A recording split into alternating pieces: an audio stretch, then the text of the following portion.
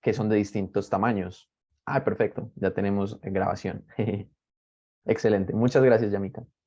Em, entonces tenemos distintos tamaños también. No sé si están notando eso, que las estrellas no todas se ven del mismo tamaño. Y eso se debe a que están a diferentes distancias, a que de pronto algunas de verdad son físicamente más grandes que otras. Entonces tenemos este tipo de diferencias que los astrónomos le prestan atención a esto para obtener información de cosas que nunca podemos tocar, ¿cierto? Nosotros si tenemos un laboratorio de física, de pronto los que ya están viendo física o química en el colegio, si queremos estudiar una propiedad de un objeto, ¿cierto? Queremos hacer un laboratorio sobre, no sé, los péndulos, o queremos hacer un laboratorio en química haciendo una reacción química con etanol o con distintos componentes químicos. Vamos a un laboratorio, tomamos la sustancia, la ponemos en un tarrito, le echamos cosas y miramos qué pasa.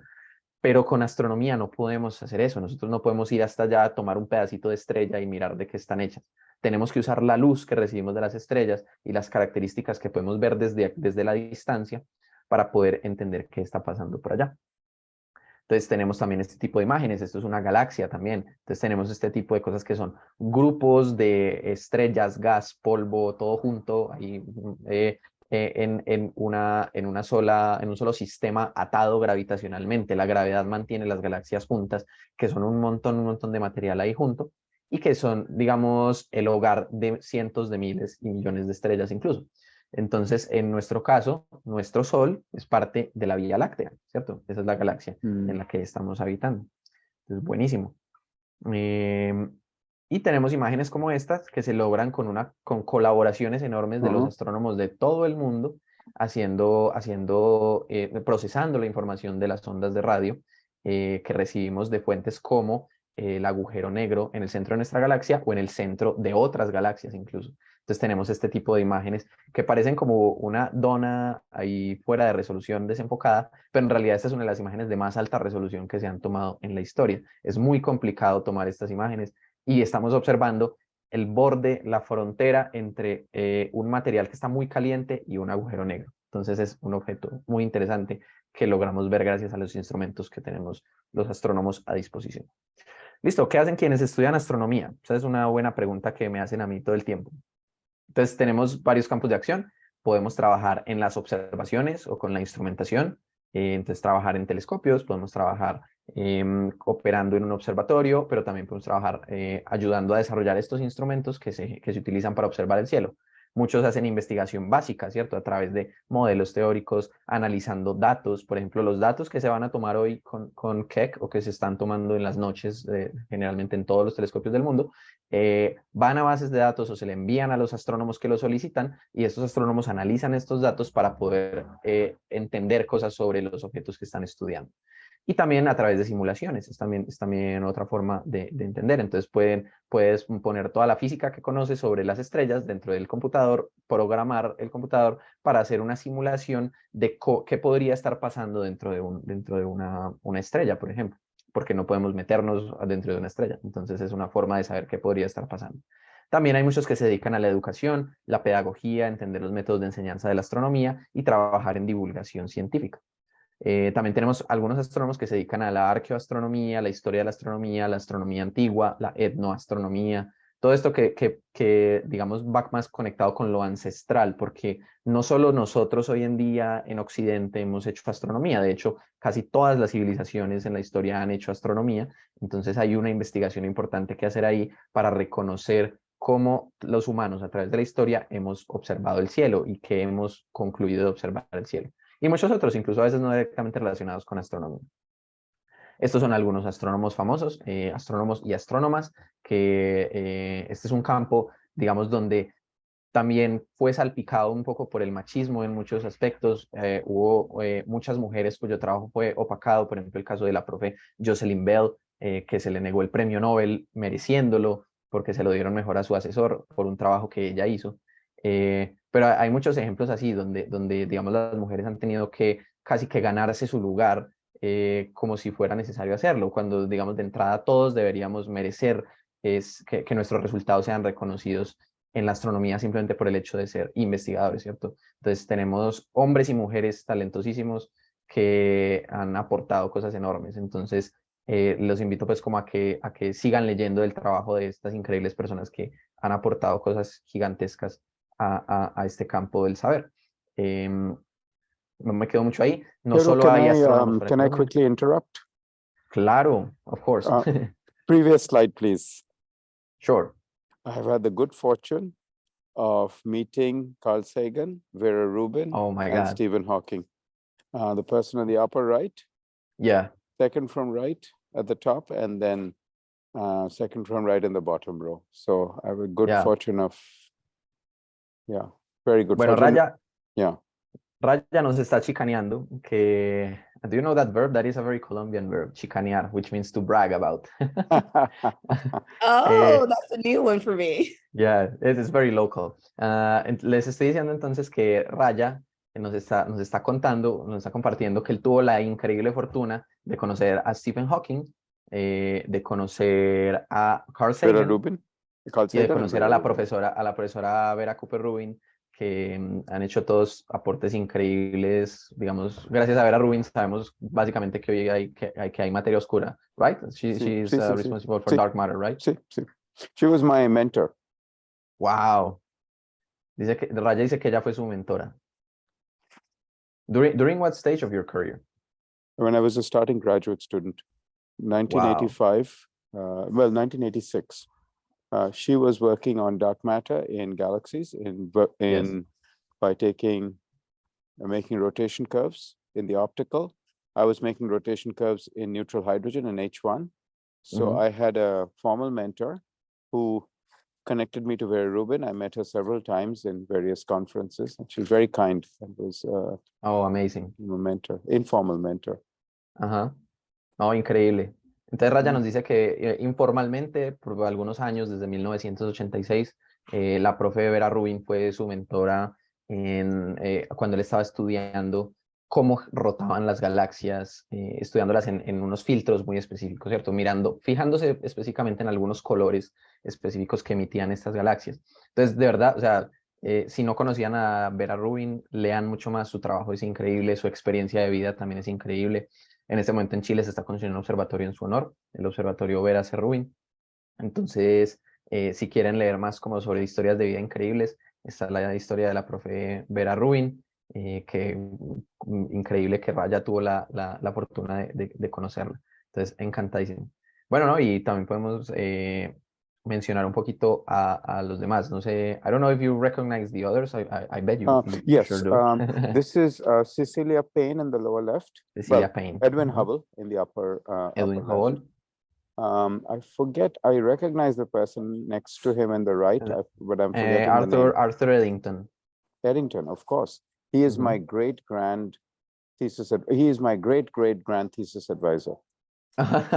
Increíble. Raya nos dice que Arthur Eddington, que fue alguien que trabajó directamente con Albert Einstein y con otros grandes investigadores iniciando el siglo XX, es su tatara asesor, pues como que el asesor de su asesor de su asesor fue Arthur Eddington, en PhD advisor, you mean? Yes, I will explain exactly. So I had two PhD advisors, Jim Gunn and Tony Tyson. Jim started Sloan Survey, SDSS.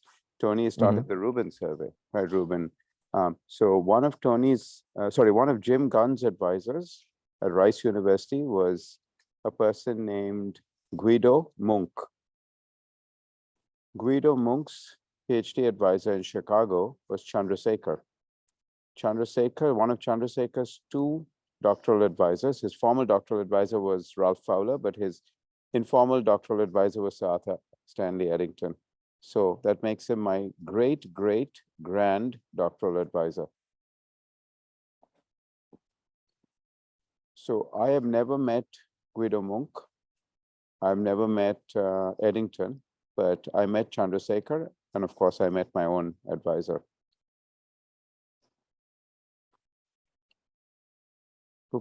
Hero is frozen. Yes, Juan Pablo. Creo que. Yes, I think Hero is frozen. So, lo que está diciendo Raya es que pues tuve la oportunidad de trabajar o sea, que su director, o sea, el director del director de su programa de doctorado. Trabajó con Eddington y además conoció a Chandrasekhar, que es un astrónomo bastante famoso. Y bueno, en general, no sé si de pronto alguna vez han llegado a escuchar. Bueno, creo que, no sé si hay preguntas, estoy viendo en el colegio mayor, Hey, Laura. que creo que están alzando la mano. Igual, profe, mientras tanto, igual pueden preguntar si tienen alguna duda, esperando que Jero se conecte, porque Jero es quien tiene la presentación.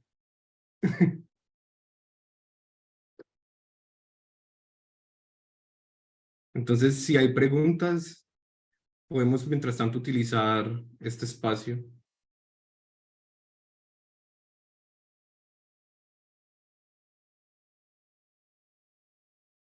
No sé.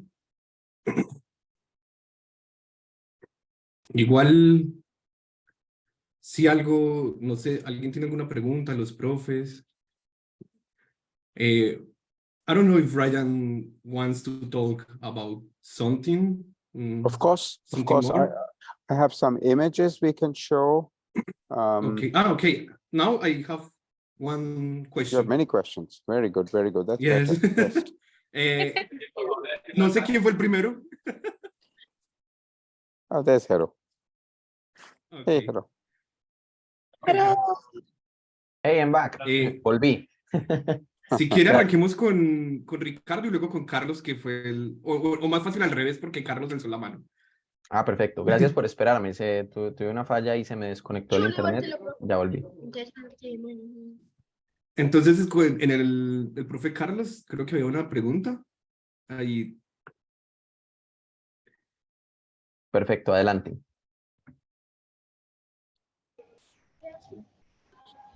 So Hubble, Eddington, Vera Rubin, Stephen Hawking, I think Cecilia Payne, Jocelyn Bell, Carl Sagan, and who's the last person on the right? And Charles Messier. Oh, Charles Messier. Mm-hmm. Wow, fantastic, fantastic. He's the oldest of all of them.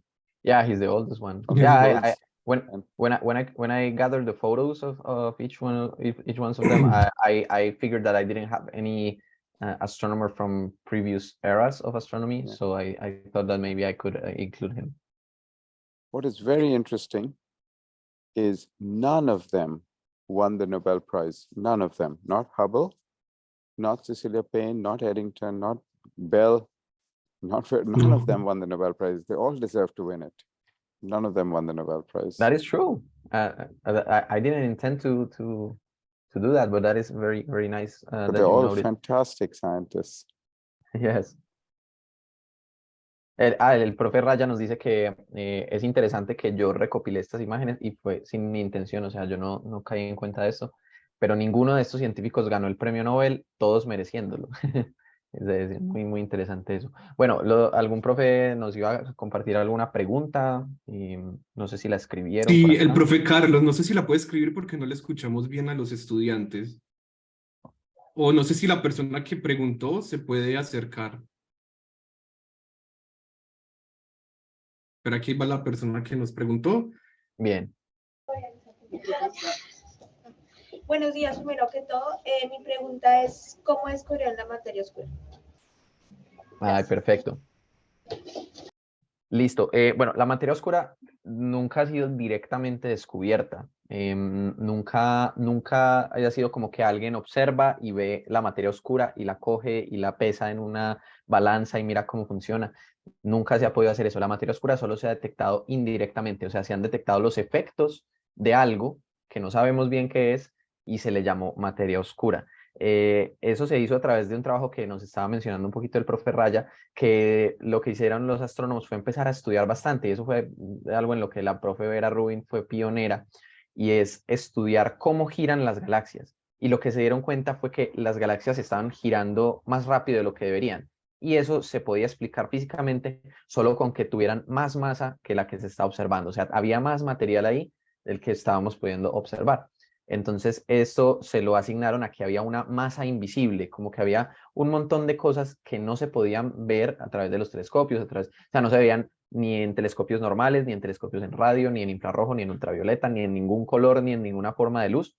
Entonces están suponiendo que hay una masa que pesa, que tiene gravedad, pero que no se puede ver. Y eso le llamaron materia oscura. Por eso le dicen oscura, porque es como algo que no se puede ver en ningún color, ni en ningún filtro del espectro que estemos observando.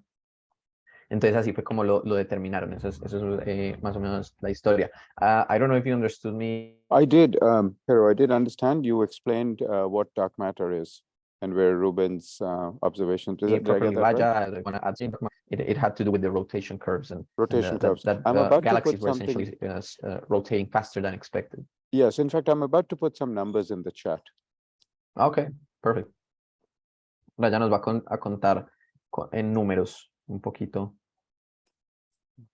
So Vera saw how many stars there were in the Andromeda galaxy. Okay, people had measured how many stars there are in the Andromeda galaxy. She made the calculation that if these stars are normal stars, like the stars in our own galaxy, then they should exert a certain amount of gravity that should make the Andromeda galaxy spin at the rate of 80 kilometers per second. 80 kilometers per second. And when she measured the speed, she found it was rotating at 250 kilometers per second. Amazing. El profe Raya nos está contando que en el trabajo de Vera Rubin, ella lo que quería ver era que en ese tiempo se conocía más o menos cuántas estrellas había en la galaxia de Andrómeda. Y lo que hizo la profe Vera Rubin fue que calculó, y ya varias personas estaban calculando a qué velocidad se debían estar moviendo esas estrellas, que ella esperaba, y todo el mundo esperaba que se movieran a 80 kilómetros por segundo, que es una velocidad altísima, pero al medirlo encontró que se están moviendo en promedio a más de 250 kilómetros por segundo. O sea, se están moviendo extremadamente rápido, casi como 4 veces más rápido de lo que debía ser. Y esa fue una de las pistas que llevó a los astrónomos a concluir que había más materia de la que debía haber, de la que se podía ver, y esta le pusieron el nombre de materia oscura. Entonces es muy interesante ese dato que nos cuenta el profe Raya. No sé si quieran. Ok, tell me. Hay otra pregunta Hay dos, sí. Jero. de Sí, Hay una en Mayor el de chat Quiroga. y otra que alguien alzó la mano. Sí. ¿Por qué sucedió el cometa verde? Ok, esto está más variado el tema, pero es un cometa más. O sea, hay cientos de miles de objetos que están orbitando al Sol, ¿cierto? Aparte de los planetas, aparte de los asteroides, de los que ya sabemos un poquito.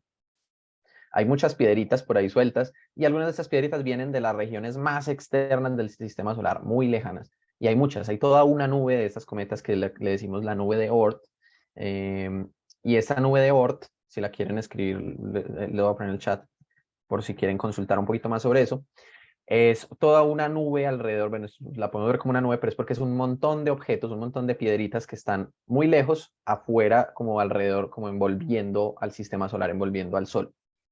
Y de ahí, entonces hay muchos objetos que son piedras congeladas, son unas piedras también envueltas un poquito en hielo también, que caen hacia el sistema solar y orbitan al Sol. Entonces tienen órbitas que decimos que son muy excéntricas, son órbitas que tienen su punto más lejano muy lejos, allá por la nube de Oort, y su punto más cercano muy cerquita del Sol. Entonces los cometas entran, se acercan un montón al Sol, y cuando se acercan al Sol se empiezan a derretir, pero no se devuelven líquido, porque en el espacio el agua no puede ser líquida, sino que se vuelven gas, y esa cola de gas es lo que vemos como un cometa.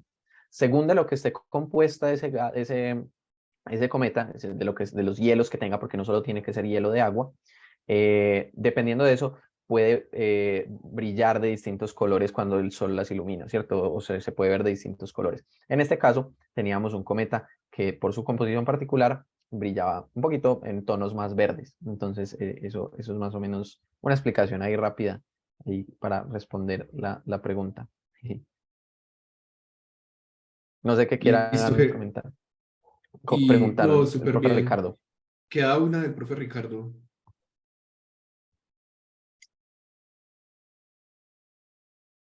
Buenos días, soy Emanuel Granada. Soy estudiante del Académico Cartago Valle. En el día de hoy le tenemos 2 preguntas. ¿Cuál es la rama de la astronomía para la evolución del ser humano? Ok, y Lo la más segunda, si importante. quieres. Y la segunda es de otro compañero que ahorita se la va a decir. Ah, bueno, perfecto. Ay, una vez. A ver si aparezco. Buenos días. Hola, Soy buenos Samuel días. Alejandro, académico también. Mi pregunta es, ¿qué relación tiene un acelerador de partículas con la astronomía actual? Súper, excelente pregunta. Entonces, bueno, lo Hero, de... Hero, please translate them to English for me. Thank you. Sorry. Ok, perfect. Sure. La voy a traducir para el profe Raya y para Yamika para que les queden claras esas preguntas. The first question I understood was more connected to the human side. So asking about what area of astronomy could be related to the development of the human being. Maybe something I would like love that is to what I answer that. understood. I would love Okay, to great. answer that, but And the second one was what is the relationship or what is the connection between particle accelerators and astronomy? That I really liked also another that great question. Another great question. But I had one thing first. I don't know if Laura is still with us. Yes, She told Laura me is she still had there. to Yeah, leave Laura is early. still there. Yeah, Maybe Laura. you want to intervene first before we answer the questions because I understand you have to leave Yeah, like Laura, right now. please introduce yourself and say wonderful things about the SIP program. Pero si te tienes que ir. o- Sí, aunque me puedo quedar un rato más. Entonces, Un si quieres, momentito. para no interrumpir como toda la mitad, terminen de responder las preguntas Perfecto. tranquilos y más tarde, en unos Muchas minutos. gracias, Laura. Listo. Okay, so let's answer the questions. El profe Raya quiere responder la primera pregunta. Okay. So go ahead, Raya, and I'll try Okay, to I will translate. try to explain in English. The material that our bodies are made of, the atoms and molecules that our bodies are made of, those atoms are the elements in the periodic table were created inside stars. Inside stars other than the sun, not the sun, but other stars that were born, lived, and died through explosion before the sun was born. In other words, we are made up of stardust, all of us. The computers we are using, the phone we are using, the classroom that the children are sitting in, the screens, everything is made up of atoms that were created inside stars that lived and died before the sun was born. Because some of those stars died by explosions, those explosions carried the material from inside the star into surrounding clouds, to nebulas. And inside one of those nebulae, the sun and the solar system formed. So you see, there is a very strong connection between astronomy and life, complex life as we know it on Earth. Okay. I try to take notes of some things to not miss it because I really love that explanation. Please ask me. Bueno. Yeah. Okay, perfect. Entonces la respuesta del profe Raya, a mí me encanta esa forma de ver. Ahí ustedes también, los estudiantes también están practicando inglés a lo que marca, porque están ahí escuchando al profe Raya hablar cuando estamos comunicándonos en inglés. En la astronomía, como es una ciencia internacional, los astrónomos normalmente nos comunicamos en inglés porque tenemos, es una ciencia muy diversa, tenemos personas de todos los lugares del mundo y necesitamos un idioma en común para podernos comunicar y para muchos de nosotros ese idioma va a ser el inglés. Entonces, por eso ven que muchos hablamos inglés. El profe nos decía, la vida y nosotros, todo lo que vemos a nuestro alrededor está hecho de átomos y moléculas. Estos átomos y moléculas fueron creados, o sea, se armaron estos átomos dentro de otras estrellas distintas al Sol, estrellas que están muy lejanas, que de hecho nacieron, vivieron y murieron esas estrellas y dejaron todo su material, todo lo que estaban hechos, todo ese polvo de estrellas quedó, digamos, en unas nubes que, digamos, quedaron luego de la muerte de las estrellas. De la explosión de esas estrellas, esas explosiones llevaron, pues cargaron ese material, todo ese polvo de estrellas hasta estas nubes, digamos que les digo, donde se forman más estrellas. Es como material del que yo puedo tener como abono para formar más estrellas en el espacio interestelar. De estas nubes que cargaban todo este material, nació el Sol y nació el sistema solar. Y todo ese polvo de estrellas se utilizó, pues, o fue, digamos, con el que se armó todo lo que tenemos a nuestro alrededor. El computador, los computadores que tenemos a nuestro alrededor, las sillas en las que estamos sentados, el salón en el que ustedes están viendo esta clase, su propio cuerpo, ¿cierto? Las células de las que están compuestas su cuerpo, todo eso viene de polvo de estrellas, que eso me encanta esa frase que se nota mucho que el profe Raya ahí tiene su influencia del profesor Carl Sagan, que hacía mucho énfasis en esto. Entonces, hay una conexión muy fuerte entre la astronomía y el desarrollo de la vida compleja, de la vida como la conocemos, nuestra vida y nuestro surgir como seres humanos. Está originado en el nacimiento y la muerte de las mismas estrellas. Entonces, Sí. es algo muy bonito, muy Sí. espiritual a veces, incluso para mí. Jero, there is also a connection Sí, to materia oscura. claro. Okay, so here's the connection. Supernova explosions are very energetic. So when stars explode, that material gets thrown out at very high speed. Because our galaxy, the Milky Way, contains so much dark matter, its gravity is strong enough for that supernova explosion material to not escape from the Milky Way, to Increíble. fall back in. If it were to escape completely, then the sun would not be born with the sun could not be the beneficiary of the explosions, because the material would have escaped from our galaxy, because it rains back into our galaxy because of the deep gravitational potential. So That's really, incredible. there's a connection to dark matter, very important connection to dark matter. That's incredible. Eso es un dato increíble del que yo no estaba consciente, pues yo no lo conocía. Y el profe Raya nos cuenta que también hay una conexión con la materia oscura de la que estábamos hablando más temprano, y es que la materia oscura ayuda a que la galaxia se mantenga más compacta. Las explosiones de supernova, que son estas explosiones de las estrellas cuando mueren y dejan un montón de material del que se forman soles, del que se forman nuevas estrellas y planetas y cosas como para armar vida, esas explosiones son demasiado fuertes, y si no hubiera materia oscura como pegando bien toda la galaxia, ese material podría escapar y nunca quedaría como condensado para poder armar nuevas estrellas. Entonces el Sol no hubiera podido nacer de no ser por el contenido de materia oscura que tiene nuestra galaxia. Entonces es otra conexión con la vida que tiene, digamos, este tema del que estamos hablando antes. Very amazing fact. I wasn't aware of it. That is very interesting. And here, if I can say one more quick thing related to this last thing.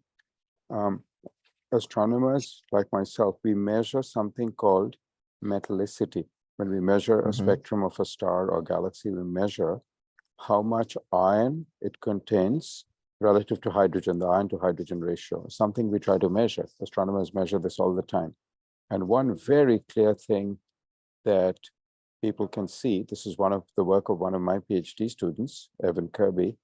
One of the clear things you can see is if you make a plot of iron to hydrogen ratio on the y-axis and the mass of the galaxy, how much dark matter, total mass of the galaxy on the x-axis, there is a very clear relation. So the more massive a galaxy, the more easily it is able to retain the results of supernova, the debris from supernova explosions. And the less massive a galaxy, the less it is able to hold this because its gravity is too weak. So that's why the connection between iron to hydrogen ratio and the mass of a galaxy. So we are lucky to live in a massive galaxy. If we lived in a very low mass galaxy today, we wouldn't be having this Zoom call. We would all be made of hydrogen and helium. And maybe lithium and beryllium, but we wouldn't have much iron. Yeah, incredible. Entonces, otro dato interesante con eso nos dice el profe Raya, que hay otra cantidad que miden los astrónomos que se llama la metalicidad, y la metalicidad es muy importante, que indica cómo es la fracción de hierro sobre hidrógeno que tiene, digamos, las estrellas y que tienen las galaxias. Principalmente es lo que nos está diciendo que lo miden más que todo en las galaxias. Y que en uno de los trabajos de uno de sus estudiantes hay alguien que encontró una relación muy interesante entre qué tan masiva y qué tan metálica es una galaxia. Mientras más masiva sea una galaxia, es capaz de contener más metales, que de hecho son metales necesarios para la vida. Entonces, él dice que somos muy afortunados de estar en una galaxia relativamente grande, que la Vía Láctea es una galaxia grandecita, que es capaz de retener en su disco toda esta metalicidad, porque si no, no estaríamos teniendo esta llamada de Zoom, seríamos todos unos seres etéreos hechos de hidrógeno y helio, y probablemente no podríamos ni siquiera conectarnos a hablar de astronomía. Entonces es muy, muy interesante. Yo voy a responder la segunda pregunta, pero no quiero hacer llegar muy tarde a Laura, que Laura nos quiere comentar algo y luego volvemos por acá. Ahorita les cuento más sobre esto, pero no sé si a ustedes les interesa aprender y aprender desde el colegio más sobre alguna ciencia. Entonces, Laura Gómez, nos va a hablar un poquito de ella misma, nos va a hablar un poquito de una experiencia que ella tuvo con la Universidad de California, que también organiza el programa de Shadow the Scientist, que es el que estamos haciendo hoy, pero este es otro programa llamado Science Internship Program, o el programa de pasantías en ciencia. Cuéntanos un poquito de eso, Laura. Por supuesto que sí. Buenos días a todos, espero que me escuchen bien. Se escucha súper, sí. Maravilloso, gracias. Bueno, no, es un placer estar aquí. Mi nombre es Laura Gómez Jurado, soy también colombiana, vivo en Bogotá desde hace ya un par de años, que llevo muy interesada en la ciencia. De hecho, una de las primeras ciencias en las que me interesé fue precisamente la astronomía y la astrofísica. Hace como más o menos 3 años me habían diagnosticado una enfermedad autoinmune, que en su momento se pensó que era leucemia, cáncer de sangre. Y digamos que esto abrió mis ojos a la importancia del tiempo y cómo lo invertimos. Me hizo darme cuenta de que la vida es muy corta, muy incontrolable. Una de las pocas cosas que podemos controlar es lo que decidimos hacer con el tiempo. Y entonces encontré una pasión precisamente por la ciencia y cómo nos permitía entender el mundo alrededor de nosotros. La astrofísica en su momento fue una forma, y particularmente Stephen Hawking, ya que lo mencionaron, fue una forma que tuve de eso, de encontrar una razón a las cosas que ocurrían alrededor mío y la importancia que tenían pues en el mundo. Y entonces así fue como di con la Science Internship Program, con este maravilloso programa que honestamente cambió completamente como digamos, la carrera tanto profesional y académica que tenía desde entonces. Entonces encontré el programa y me di cuenta de que tenían un proyecto de investigación bajo la guía de un profesor que se enfocaba en cáncer y cómo se puede utilizar la inteligencia artificial para la detección temprana de cáncer. Y recuerdo haber leído ese título, no haber tenido idea de nada de inteligencia artificial porque nunca como aprendí a programar de forma formal. Y de alguna forma pensé, bueno, quizá esta sea una forma de acercarme un poco más a mi propia condición y entender un poco más lo que ocurría con mi propio cuerpo. Y así fue como di con Raya, quien me ayudó muchísimo durante el proceso de aplicación. Y me di cuenta de que podía acceder a estos recursos para aprender más de ciencia y poder instruirme a mí misma mucho más. Entonces, durante ese verano pude ser una parte de este programa y curiosamente fui expuesta por primera vez y casi que sin buscarlo a la inteligencia artificial y a las ciencias de la computación y cómo la tecnología puede ser una maravillosa herramienta para mejorar la vida de las personas, no solo de mí, pero de cualquiera que pudiera experimentar una situación similar a la que yo estaba viviendo. Y precisamente por eso, digamos, tuvo un significado muy personal. Y desde entonces he seguido aprendiendo por mi cuenta, digamos, los profesores del programa. El profesor me ayudó muchísimo, fue muy paciente para alguien que no tenía nada de experiencia en programación y salí de ese verano sabiendo a programar y sabiendo por primera vez lo que era verdaderamente la inteligencia artificial. Y gracias al programa después pude seguir haciendo otros proyectos. Entonces, por ejemplo, pude hacer un proyecto con inteligencia artificial para la detección de enfermedades en cultivos de cacao con campesinos en programa de sustitución que estaban dejando los cultivos ilícitos para empezar a cultivar cultivos lícitos como el cacao. Y me di cuenta, bueno, la inteligencia artificial tiene un impacto en la vida de las personas más allá de los computadores. Podemos llevarla al campo y podemos revolucionar la agricultura aquí en Colombia. Podemos hacer también la salud mucho más accesible.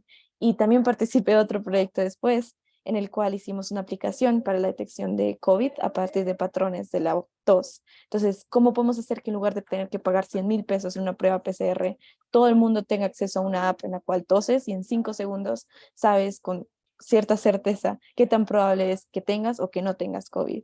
Y esos fueron proyectos que fui haciendo a posteriori después del programa, pero estoy segura de que no hubiera sido capaz de hacerlos o nunca hubiera encontrado las herramientas para hacerlos de no ser por el programa, porque de otra forma siento que no hubiera sido expuesta a un tema que era completamente nuevo para mí, que era eso, pues, la inteligencia artificial, que es muy diferente a cómo todo comenzó con astrofísica, etcétera, etcétera. Y pues desde entonces he seguido, digamos, mi camino como programadora y ahora aspiro como a acceder a educación superior en esta área. Y gracias también pues a todos estos programas que pude hacer, a todos estos proyectos que pude liderar, es que recibí una oferta para la Universidad de Stanford en California y pretendo pues eso, seguir mi educación en inteligencia artificial, en computación, en ciencias y pues quiero aprovechar el espacio para decirle a todo el mundo que no hace falta ser un genio, no hace falta ser Einstein para llegar y alcanzar nuestros sueños. Hace falta consistencia, disciplina, determinación, pero sobre todo pasión y amor por lo que hacemos. Y creo que eso es el mayor consejo que le puedo dar a cualquiera que pueda oírme, que los sueños solo son metas que debemos perseguir y no se cumplen solos. Bueno, muchas gracias a todos por escucharme. No, gracias a ti, Laura. No sé si te tienes que desconectar ya, o sea, si te tienes que ir, no te preocupes, no te retenemos más. Pero muchas gracias por Espera, compartir esa Laura, antes de que experiencia. te vayas, te quiero Ujú. preguntar algo. O sea, Claro. quiero que le hables a los chicos, o sea, porque una cosa es que Jero y yo lo digamos, o de pronto en ese momento lo estén evidenciando lo necesario que es el inglés, pero inclusive yo cuando estaba en el colegio era uno de los que me oponía al inglés y decía, ¿para Mm. qué voy a estudiar inglés? ¿Qué pereza el inglés? Entonces yo creo que es importante recalcar que el inglés, así nos guste o no, es una forma que nos puede llevar a alcanzar sueños, ¿sí? Porque obviamente este programa es en inglés. Sí, tienes razón. Estoy totalmente de acuerdo. Por desgracia, en Colombia sobre todo está este problema de que muchas veces o no se enseña de la forma más efectiva o es como difícil entender por qué es importante. Pero es cierto, el inglés es pues ya quizás lo hemos escuchado todos, es el lenguaje casi que mundial. A cualquier parte del mundo, lo más probable es que si sabemos saber inglés podríamos comunicarnos. Y la verdad es que el idioma va más allá del papel, va más allá de saberse unas reglas y ya está.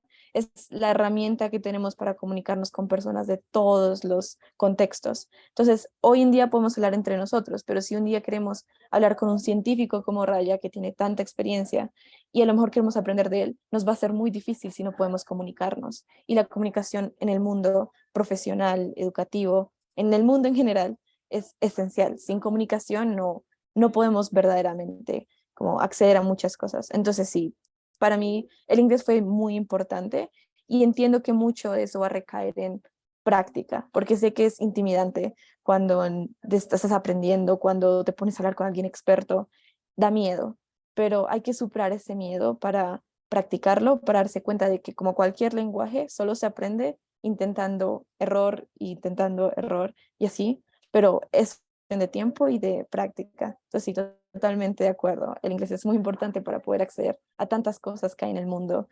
¿Y quién no quiere eso? Saben acceder a cualquier país, a cualquier persona por medio de la comunicación.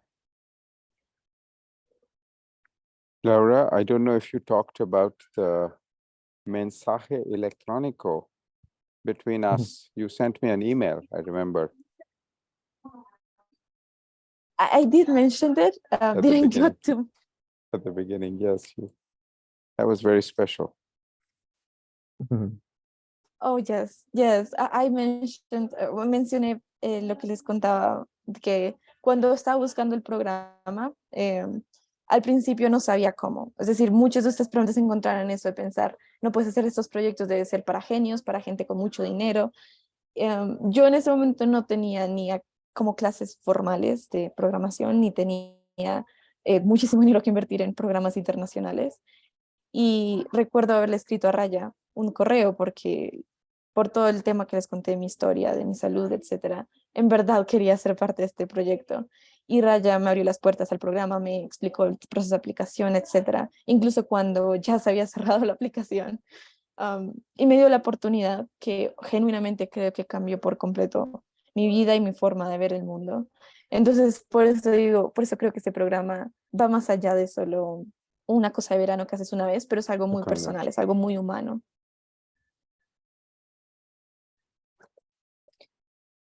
Laura, I also wanted to say that the other Colombian student before you who took part in SIP, her name is Mariana Reyes. She went to MIT after going to SIP, and this is a video. I put a link to a video that shows her, gives a brief testimonial from her. So I encourage people to watch this. Oh, yes.